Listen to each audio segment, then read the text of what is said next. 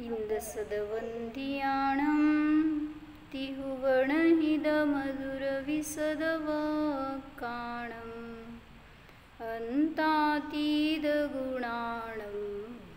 नमो जिनाणं जिदभवाणं।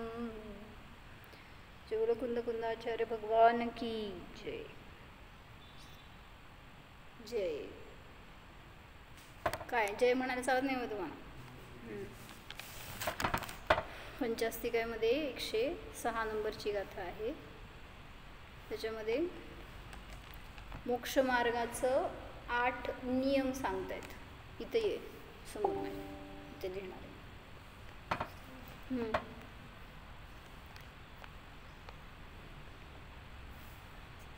अथ प्रथमतः तावत् मोक्षमार्गस्य संक्षेपसूचनां करोति. नंतर प्रथमतः तावत् म्हणजे काय सांगते मग? निश्चयाने.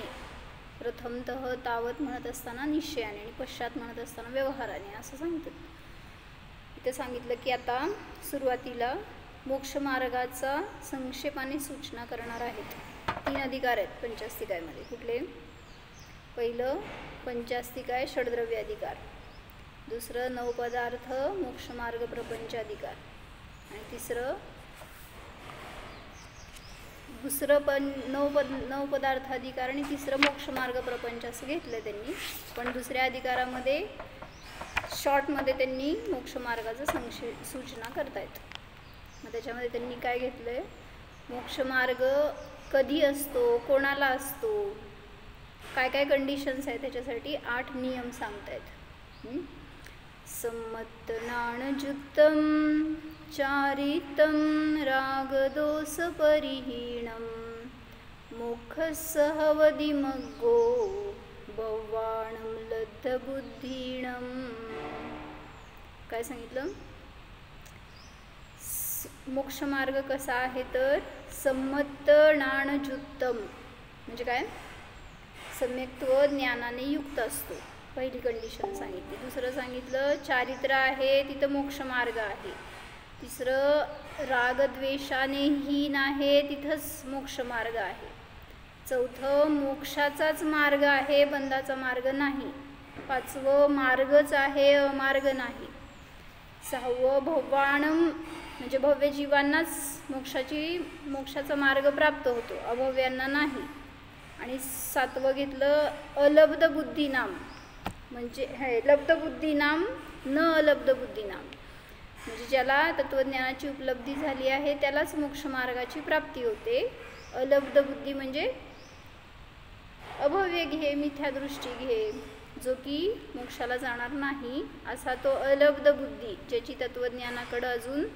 तत्वज्ञानाची ज्याला अजून प्राप्ती झाली नाही अशा त्याला मोक्षमार्ग नसतो. आणि शेवटचं विशेषण त्यांनी टीकेमध्ये घेतलं आहे. काय? क्षीण कषायवाल्यालाच मोक्षमार्ग असतो, अक्षीण कषाय किंवा सकषायवाल्याला नसतो. म्हणजे आता असं लावलं आम्ही की जो कषायाच्या उदयात आहे, कषायाचा अनुभव करतोय, त्या जीवाला आत्मानुभव होत नाही या प्रकाराने. तर जयसेनाचार्यजी काय म्हणतात वाचू आपण. सम्यक्त्व ज्ञानयुक्तम एव न च सम्यक्त्व ज्ञानरहितम. जे सगळं अमृतचंद्राचार्यांच्या टीकेत बघितलं तेच विशेषण आहेत, खुलासा सांगतायत. सम्यक्त्व ज्ञानाने युक्त असतो तो मोक्षमार्ग असतो, सम्यक्त्व ज्ञानाने रहित आहे तो मोक्षमार्ग नाही. काय म्हणले मा? पहिलं मोक्षमार्ग कसा असतो तर सम्यक्त्व ज्ञानाने युक्त असतो, रहित नसतो. दुसरं सांगितलं चारित्रम एव न च चारित्रम. चारित्रच मोक्षमार्ग आहे, अचारित्र मोक्षमार्ग नाही. म्हणजे कोण घेतलं ह्याच्यामध्ये? अचारित्र मोक्षमार्ग नाही. कुठल्या गुणस्थानात?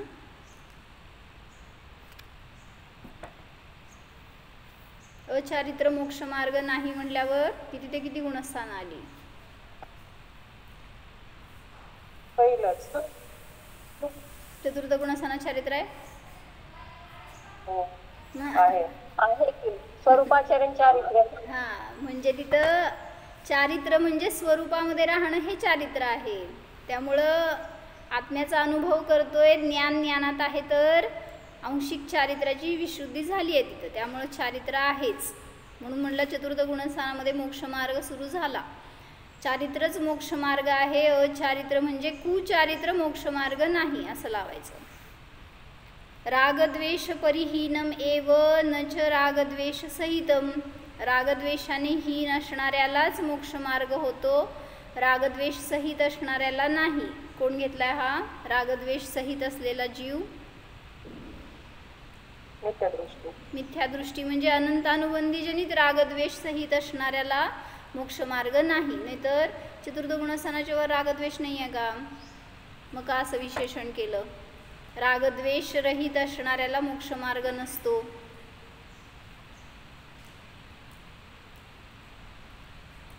चतुर्थ गुणस्थानामध्ये रागद्वेष आहे की नाही?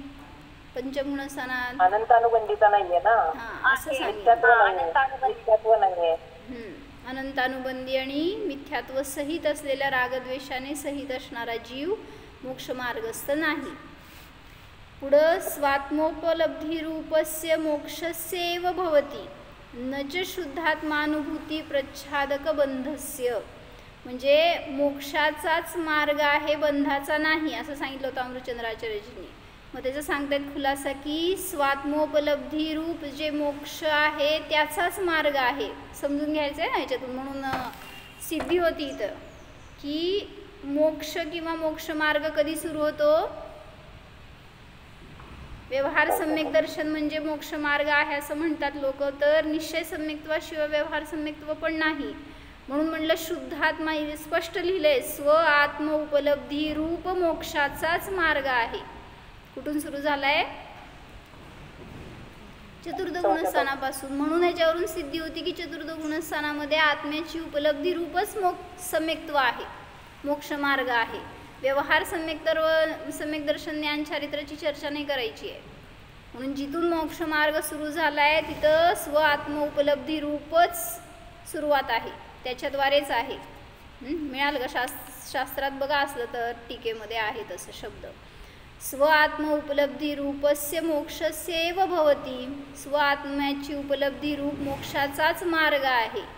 न शुद्धात्मानुभूती प्रच्छादक बंधस्य. शुद्धात्मानुभूतीच्या प्रच्छादक असणाऱ्या बंधाचा हा मार्ग नाही. म्हणजे तुम्ही जेव्हा रत्नत्रयाची प्राप्ती करणार, स्वभावाला जाणणार, त्यावेळेस तिथं नियमाने आवरण, आत्म्यावरचे आवरण दूर झालेत, जे की तुम्हाला निर्विकल्प अनुभव देणार आहेत.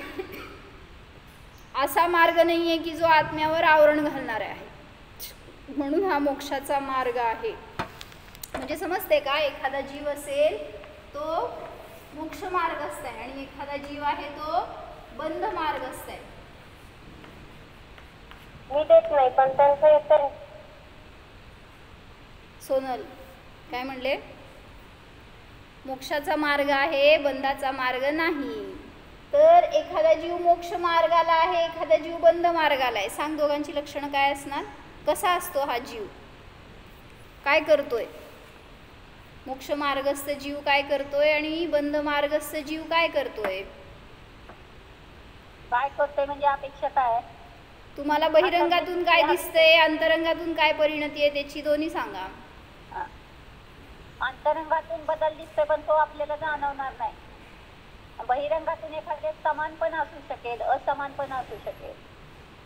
हा ना, बंधाचा मार्ग, बंधाच्या मार्गाला आहे हा जीव.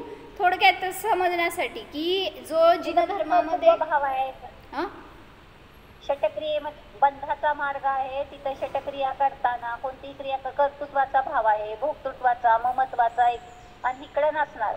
त्याच क्रिया करताना दिसणार पण तिथं तो भाव पडलेला नसणार. बरोबर. जसं अष्टसहस्रीमध्ये तिसऱ्या कारिकेत काय सांगितलं त्यांनी? तीर्थकृत समयानांच परस्पर विरोधतः सर्वेषां आप्तता नास्ति कशी देव भवेत गुरुः. म्हणजे तीर्थंकर असं तर नाव सगळ्यांना लावतील लोक. काय तुमचे पण तीर्थंकर आहेत ते लोक पण म्हणतात की आमचे भगवान पण तीर्थंकर आहेत, काय भगवान आहेत, देव आहेत असं ते पण म्हणतात. म्हणजे जे अन्यमती आहेत त्यांची पण आणि मोक्षमार्गस्थ आहेत त्यांची पण, ज्यांच्यावर श्रद्धा आहे ते त्यांना तीर्थंकर म्हणतायत. तर दोघं परस्पर विरोधी आहेत. एक वास्तविक तीर्थंकर आहेत आणि एकांना नुसतं नाव टाकलेलं आहे तुम्ही. मग परस्पर विरोधत सर्वेषाम आप्तता नास्ती, सगळ्यांना आप्तपणा नसतो. जे काय तुम्हाला दिसले यांचे पण ते गुरु, त्यांचे पण गुरु, त्यांचे पण गुरु, ते सगळे तीर्थंकर आहेत अशी सगळ्यांना आप्तता नसते. कशी देव भवेत गुरु, कोणीतरी एकच असा गुरु असतो, देव असतो, जो पुढं सांगितलं त्यांनी निर्दोष असतो, सर्वज्ञ असतो वगैरे.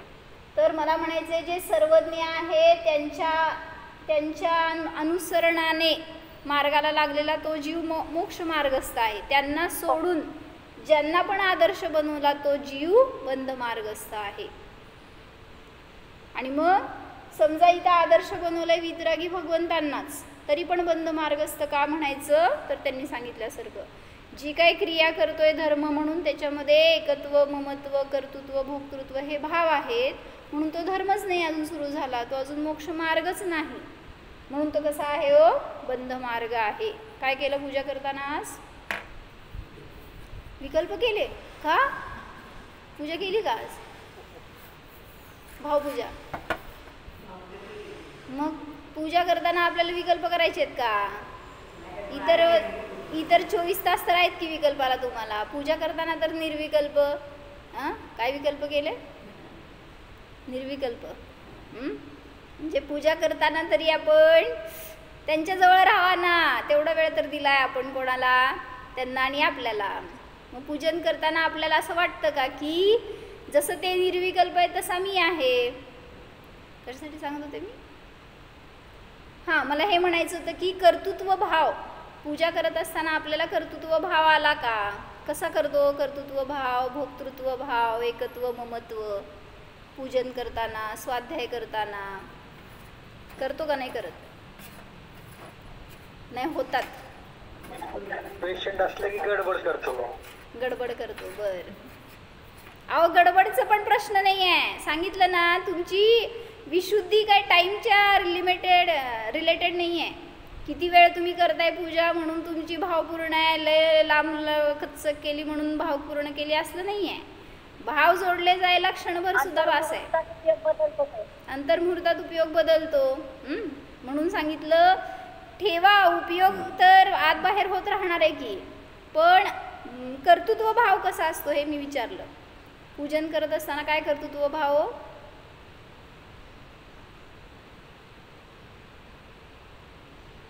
काय म्हटलं तुम्ही परत एकदा?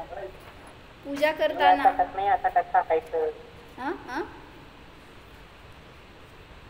या ताटात नाही, या ताटात, या ताटात ते नाही कर्तृत्व कसं ते सांगा मला. आपले भाव कसे असतात तिथं कर्तृत्वाचे? हे मी केलं वगैरे, तिथं काय कर्तृत्व आहे? कसं कर्तृत्व घेतो? नसेल ना. माझं अष्टद्रव्य सगळ्यात सुंदर, मी चांदीची भांडी वापरतो, किंवा मी पूजा छान म्हणतो, मी केली म्हणून आहेत ना, हे भावच कर्तृत्व आहेत. महाराजांच्या डायरीमध्ये मी काल छान वाचलं होतं. महाराजजी काय म्हणाले, शुद्धोम डायरीमध्ये असेल पुस्तक तर बघा तुमच्याकडं. पण इतकी सरळता आहे ना महाराजांच्या सांगण्यामध्ये, बोलण्यामध्ये, की मला लोक महाराज म्हणतात. प्रत्येक वाक्यात आहे मुनी मुनी म्हणतात मला सगळेजण लोक. पण मी मुनी तर आहे का असं त्यांना काय म्हणायचं होतं. बरं का, एक मिनिट मी बघते आहे का, मला मिळत आहे का.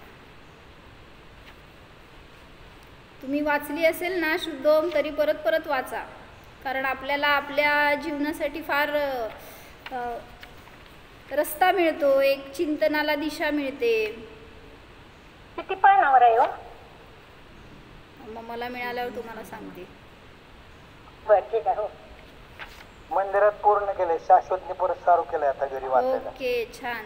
तेच की परत परत वाचा असं आहे, कारण आपण असं चिंतन करत नाही, असं लिहित नाही सतत. प्रायश्चित्त म्हणजे पण प्रतिक्रमण, पश्चाताप, प्रायश्चित्त म्हणजे पण अनुभूतीच आहे. सतत महाराजांच्या शब्दांमधून तेच सांगतायत महाराज की इकडं या, तिकडं जाऊ नका. कुठं गेलो? मिळायचं का मला असं पाहिजे त्यावेळेस?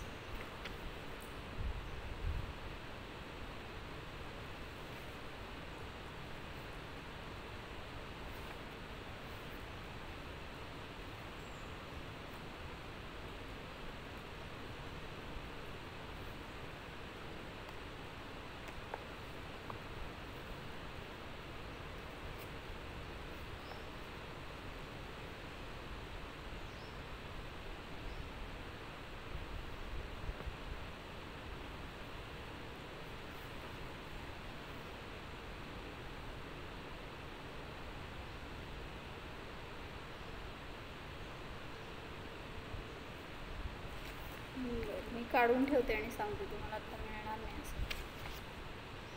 काय संदर्भ होता? मी महाराज आहे असं लोक म्हणतात मला, मी मुनी आहे असं म्हणतात.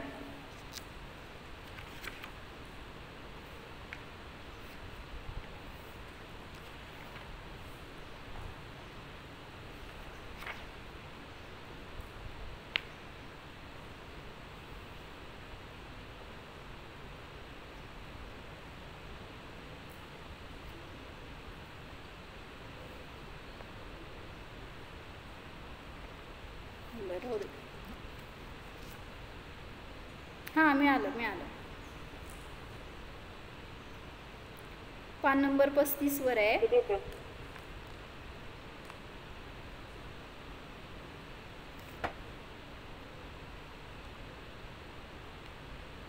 कोणी विचारलं असं की महाराज तुम्ही स्वतःला सिद्ध म्हणता, मुनी म्हणत नाही, ह्याचं कारण काय? काय हो? महाराज असं सांगत होते ना की मी सिद्ध आहे, मी मुनी आहे, असं कसं कधी सांगितलं नाही महाराजांनी, का हो? मुनी म्हणजे ती पर्याय झाली ना. हां, मग आजकाल सगळेजण आपली ओळख असंच करतायत ना, माझं नाव डॅश मुनिराज, किंवा मी हा मुनी आहे असं म्हणणारे लोक कुठं अडकले हो? पर्यायातच अडकलेत अजून. सिद्ध हा स्वभाव आहे. मग सांगितलं इथं त्यांना महाराजांनी उत्तर दिलं, म्हणजे त्यांना प्रश्न विचारला कोणी, महाराज तुम्ही स्वतःला सिद्ध म्हणता, मुनी म्हणत नाही, ह्याचं कारण काय? भाई प्रत्येक जीव स्वभावाने भाव सिद्ध आहे, मीही आत्मा आहे, मीही भाव सिद्ध आहे, माझी सिद्ध पर्याय प्रगट नाही एवढेच. कार्यसिद्ध प्रगट होण्याचे एकमेव साधन म्हणजे कारण सिद्धाला अनुभवणे, त्यामुळे मी कारण सिद्ध स्वभाव सिद्धाचा अनुभव घेतो. आता मुनी ही पर्याय आहे, मुनी पर्याय म्हणजे त्रिकाली ध्रुव स्वभाव नव्हे. जे स्वतः अशा आचरणात होते ते स्वतःला म्हणतायत की मी मुनी नाही आहे, मी तर सिद्ध स्वरूपी आत्मा आहे. मुनी पर्याय म्हणजे त्रिकाली ध्रुव स्वभाव नव्हे, तेव्हा मी मुनी नाही असं म्हणायला गट्स लागतात. तुम्ही कोण आहे हो? आपण स्वतःला लगेच सांगणार आम्ही असं, ते आता उगीच महाराजांचे शब्द म्हणून सांगायला लागलाय. नाहीतर मी म्हणजे चतुर्थ गुणस्थानात गेलो की, आता पंचगुणस्थानात गेलो. आता मी म्हणजे काय केलं, बाहेरूनच ओळख केली पर्यायाकडून. म्हणजे मी व्रत उपास करणारा, मी ब्रह्मचारी, मी मुनी, मी त्यागी, हे सगळं विचार करतो. तर तुम्ही अजून पर्यायातच आहात. म्हणून कोणी ओळख विचारली तर काय सांगायचं, योगिताताई कोण आहे तुम्ही? होय, नाव बदला बघू आता ते झुमरचा. सगळे सिद्ध दिसायला पाहिजेत मला समोर आता. प्रभू आहे. दुसरी गोष्ट अशी की मुनींसारखे 28 मूलगुणांचे किंवा 28 मूलगुण व उत्तर गुणांचे पालन माझ्याकडून होत नाही. मी प्रयत्न करतो, त्यामुळे काही जण मला मुनी मानतात. किती सरळ वाक्य आहे बघा की, म्हणजे मी पालन करतोय, प्रयत्न करतोय म्हणून कोणी मला मुनी म्हणतात. काही जण मला मुनी मानत नाहीत. असे पहा, राजाचा मुलगा झाला तर लोक त्याला राजा जन्मला असे म्हणतात. दुसरे असे पहा, कोणी ग्रुप कॉलेजला किंवा इंजिनिअरिंग कॉलेजला प्रवेश घेतो तेव्हा त्यास लोक प्रेमाने इंजिनियर साहेब असे म्हणतात. अजून तो इंजिनियरची BE परीक्षा पाससुद्धा झाला नाही तेव्हा त्यास असे उपचाराने म्हणले जाते. येथेही तसेच समजावे. अविरत सम्यक दृष्टी जीव स्वतः देशविरत किंवा संयमी अजून झाला नाही, परंतु म्हणजे आपल्यासाठी उपदेश देत आहेत तुम्ही काय करायला पाहिजे. आत्ता तुम्ही मुनी होऊ शकत नाही. लगेच लोक म्हणजे आम्हा 4 भावना करायला सांगतात, त्याच्यामध्ये म्हणतात ना मी मुनी हो, काय काय 4, मोक्षाला जाईपर्यंत ब्रह्मचारी राहो, सांगा लवकर, माहिती आहे की, दीक्षात घेऊ, आत्मचिंतनात राहो, आत्मकल्याण करो, दानास पात्र राहो. तर हे 4 भावना सांगतात ना. ब्रह्मचर्यामध्ये राहो, मोक्षाला जाईपर्यंत ब्रह्मचारी राहो वगैरे. तर तुम्ही आता होऊ शकत नाही आहे मुनी तरी पण ही भावना करायला सांगितली आहे ना, कारण भावना किंवा आदर्श उत्कृष्ट असावा. मग त्यासाठी महाराजजी म्हणाले अविरत सम्यक दृष्टी जीव स्वतः देशविरत किंवा संयमी झाला नाही आहे अजून, परंतु रात्रंदिवस संयमी होण्याचा विचार करतो. किती करताय हो? रात्रंदिवस मी मुनी होणार. किती विचार करते सांग? काय मा किती विचार आहे? धारा अशी आहे का आपली रात्रंदिवस मला मुनी व्हायचे, म्हणजे विचारात पण दरिद्रता आहे म्हणतात आपल्या आम्हा. म्हणून म्हटलं काय करा, रात्रंदिवस जो संयमी होण्याचा विचार करतो त्याच्याबद्दल समयसार नाटकमध्ये म्हणले आहे की तो संयमाचा रस अंतरंगामध्ये गटागट पिऊन टाकतो, तेव्हा त्यातून त्याची निर्जरा होऊन तो पुढे भावलिंगी मुनी बनतो. तुमच्यासाठी मार्ग सांगितलाय कसं तुम्ही मुनी बनणार. कुठल्याही स्टेजमध्ये असा आत्ता रात्रंदिवस सम्यक्त्वाची भावना करा, तसा पुरुषार्थ करा. आणि संयम नाही घेऊ शकत असेल तर भावना तरी उत्कृष्ट करतोय का तशी मायाकडून. ह्यालाच म्हणलं मोक्ष मार्ग, यालाच म्हणलं चारित्र, जिथं आपल्याला स्वभावाचा अनुभव झाला आणि तशी धारा निरंतर, की जसं अरिहंत सिद्ध आहे तसं मला स्वभावामध्ये निरंतर राहता यावं. ही भावना जितकी असेल ना निरंतर आपली, तितकं ते चारित्र प्रगट झालं, तितकं हे सगळे 8 विशेषणं लागली आपल्याला तिथं. तोच जीव पुढे जाऊन भावलिंगी मुनी बनतो. तेव्हा मी आत्मानुभूती घेतो व संयमी जीवन जगण्याचा प्रयत्न करीत आहे, तेव्हा मी सुद्धा पूर्णत्व असलेली पर्याय बनू शकतो. कारण समयसाराचा आधार घेणारा प्रत्येक जीव कारण समयसाराला अनुभवीत अनुभवीत कार्य समयसार सहज बनेल. त्यात आश्चर्य काय. कोण जीव? जो कार्य समयसारचा आश्रय करतोय तो. मी दुसरं कोण कशाला पाहिजे आपल्याला. कोणाचं सगळ्याचं त्याचं त्याला माहिती आहे. मी बनणार की नाही विश्वास आणा आणि तसा पुरुषार्थ करा, अवश्य बनणारच. अजून एक त्यांनी काव्य केलं, पान नंबर 33 वर आहे. असं वाटतं मला पण हेच वाचावं आपलं शास्त्र वाचण्यापेक्षा, कारण ह्याच्यामध्ये सगळं शास्त्र आलंय.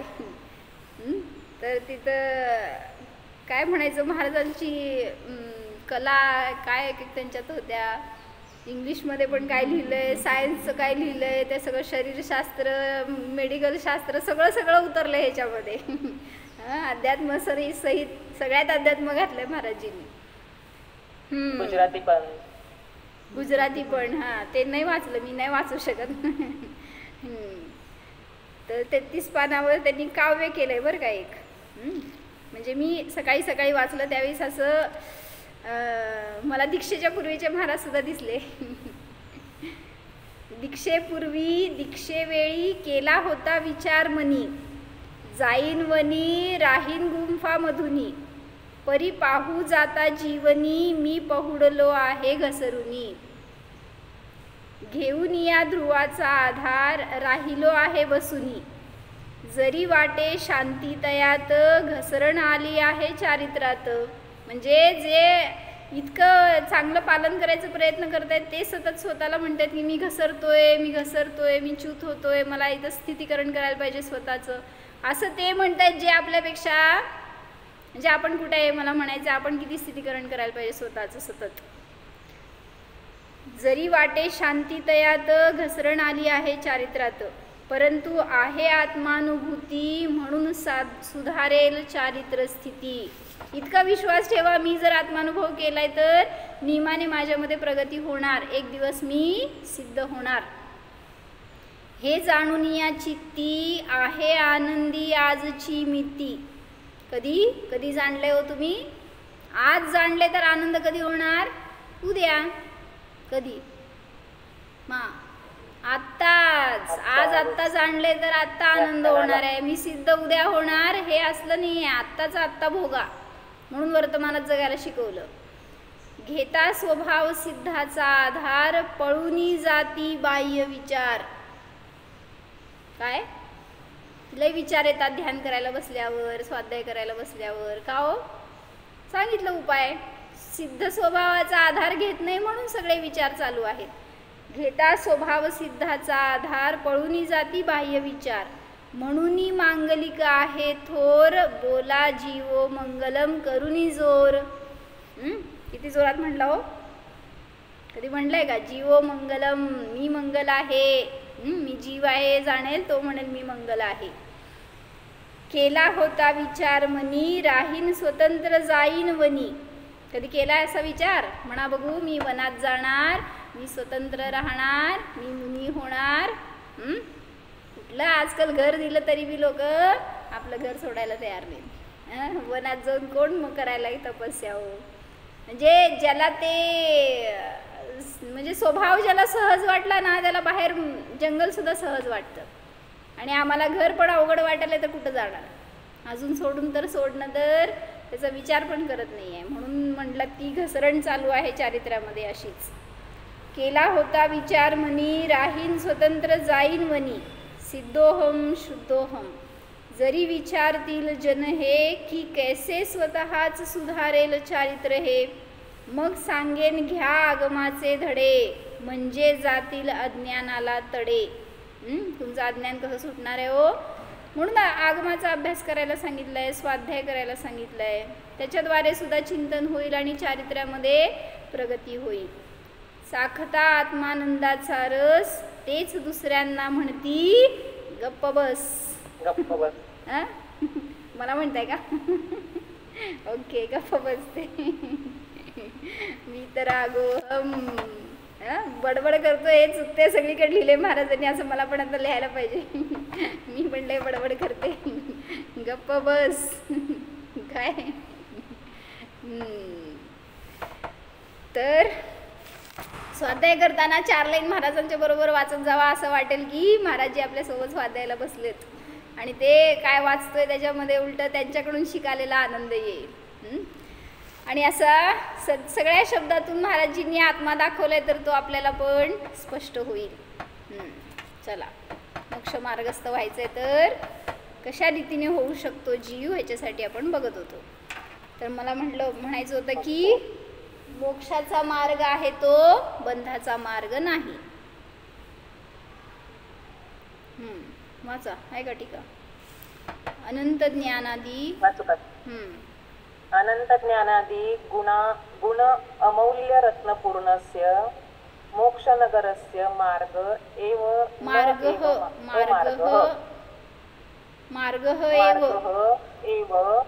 न एव अमार्गः.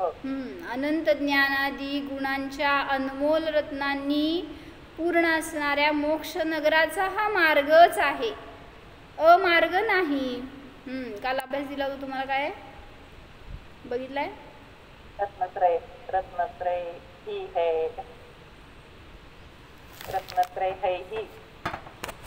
रत्नत्रय ही मोक्ष मार्ग है. मग नुसतंच वाक्य सांगताय, त्याच्या मागं काय ते विचारलं होतं ते सांगा.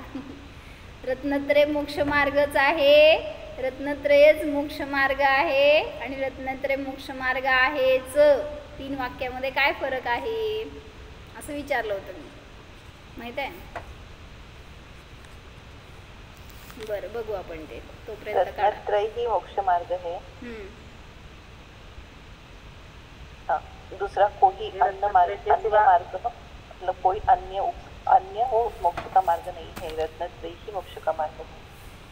आंबा, माझ्याकडे वेळ कमी आज होणार आहे काही. 3 प्रकारचे व्यवच्छेद बघा म्हणून सांगितलं होतं मी. काय केलं? हा, बरोबर आहे. काय बघितलं? रत्नत्रय ही मोक्ष मार्ग है, अन्य कोई नहीं. रत्नत्रयच मोक्ष मार्ग आहे असं म्हटलं तर इथं हे एवकार आहे ना, हा एवकार कोणाला दिला? ह्याच्यात विशेषण काय आणि विशेष्य काय सांगा? मोक्ष मार्ग हे विशेष, रत्नत्रय हे विशेष. रत्नत्रय करताय ना. विशेष्य काय आणि विशेषण काय एवढं सांगा मला.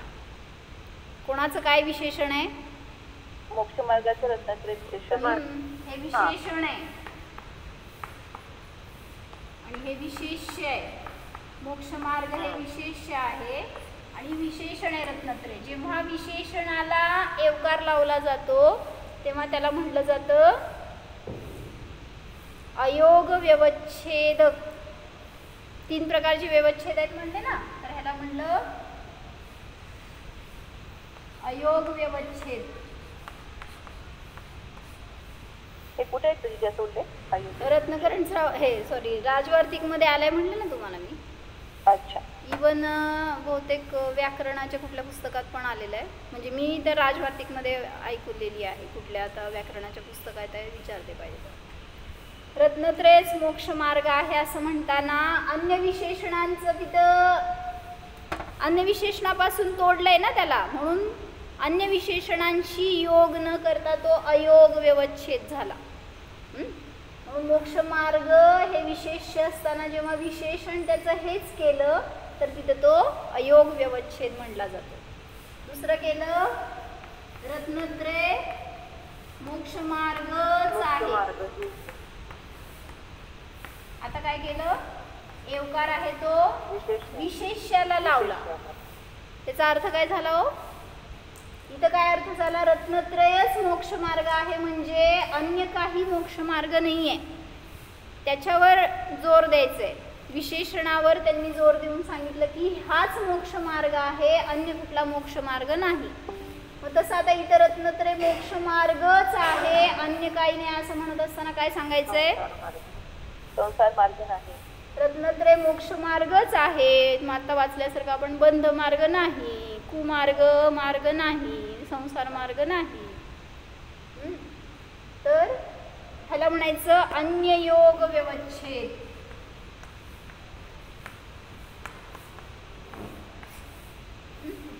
अयोग व्यवच्छेद, अन्य योग व्यवच्छेद म्हणजे त्याला छेदलं,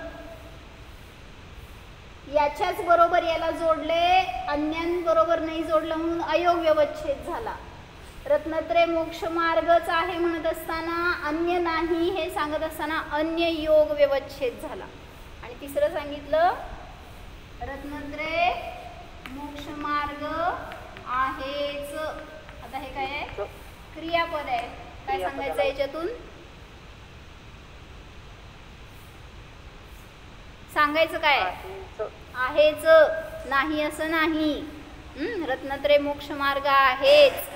दुसरं काय आहे असं जे शंका नको हे सांगायचं. रत्नत्रय मोक्ष मार्ग आहेच.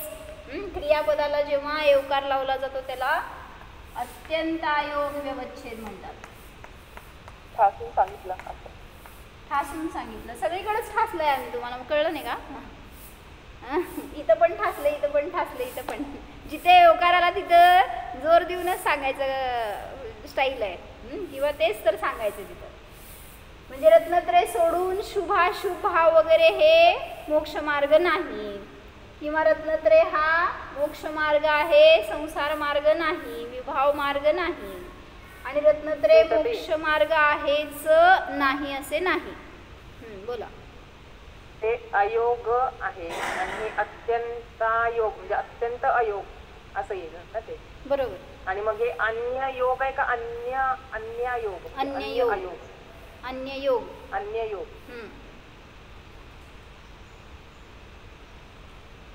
अन्यांचं योग होण्याचा व्यवच्छेद असं त्याचे शब्दाचे अर्थ आहेत ते.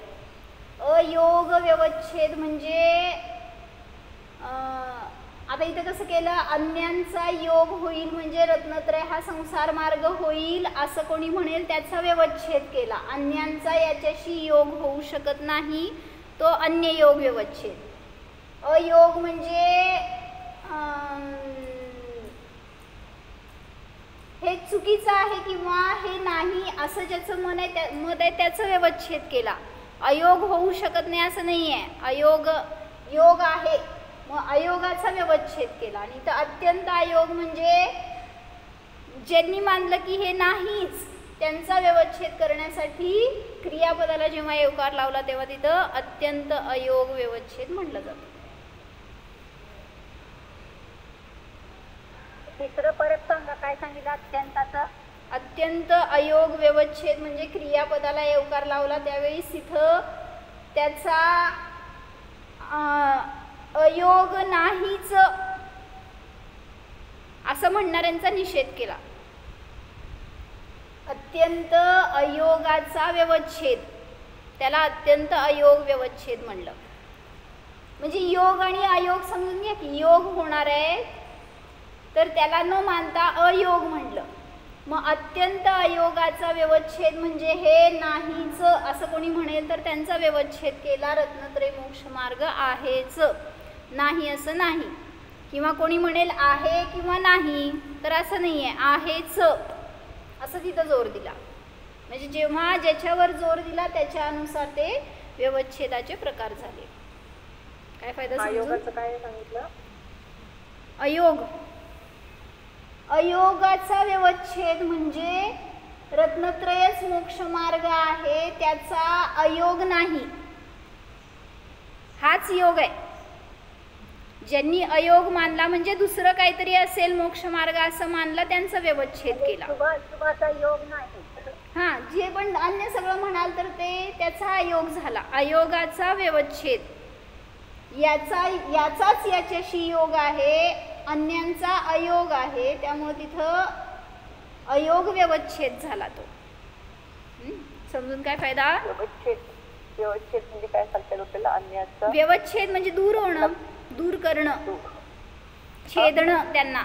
याला च लावलंय ना म्हणजे बाकीच्या सगळ्या गोष्टींना छेदलं ह्याच्यापासून. याच्या विशेषणाला इथं च लावलाय तर या दोघांचा योग झालाय. याच्या पक्षमध्ये जे कोणी सपक्षमध्ये अन्य असतील तर त्यांचा सगळ्यांचा व्यवच्छेद केला.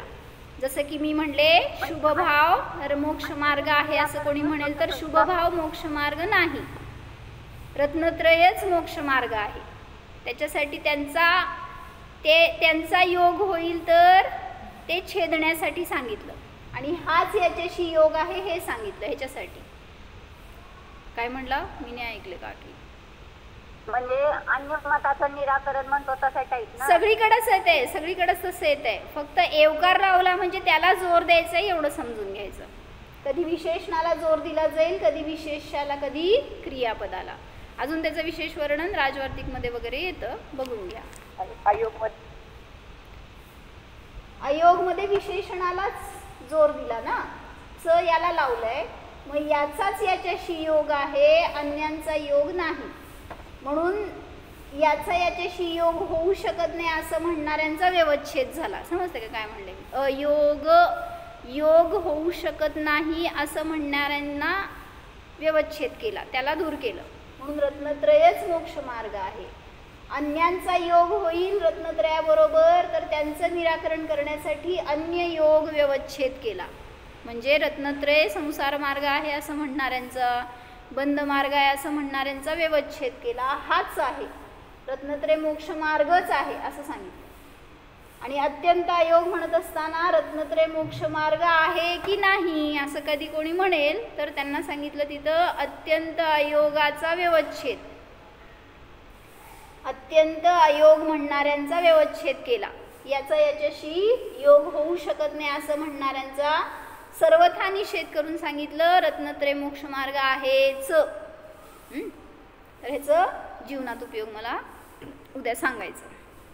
काय फायदा हे समजून आपल्याला जीवावर घटवून जीवाला विशेष्य करायचं आणि त्याची विशेषणं काढून त्याला एवकार लावून सांगा, म्हणजे आपल्याला तेवढा ठोसपणा येतो आपल्या ज्ञानामध्ये. हो, जाणा हा मी रत्नत्रय संपन्न जीव आहे. माझ्यामध्ये श्रद्धा, ज्ञान, चारित्र्य आदी अनंत गुण आहेत.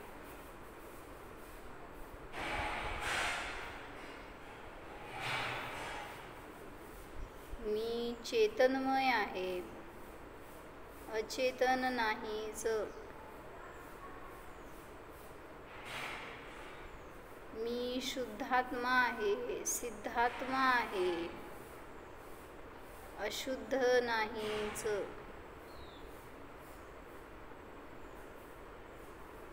मी त्यागी व्रती मुनी नाही, मी तर सिद्धात्मा आहे.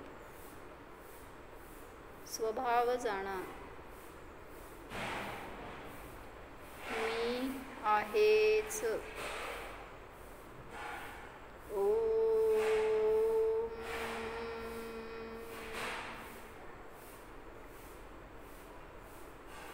विसर. नमो अरिहंता.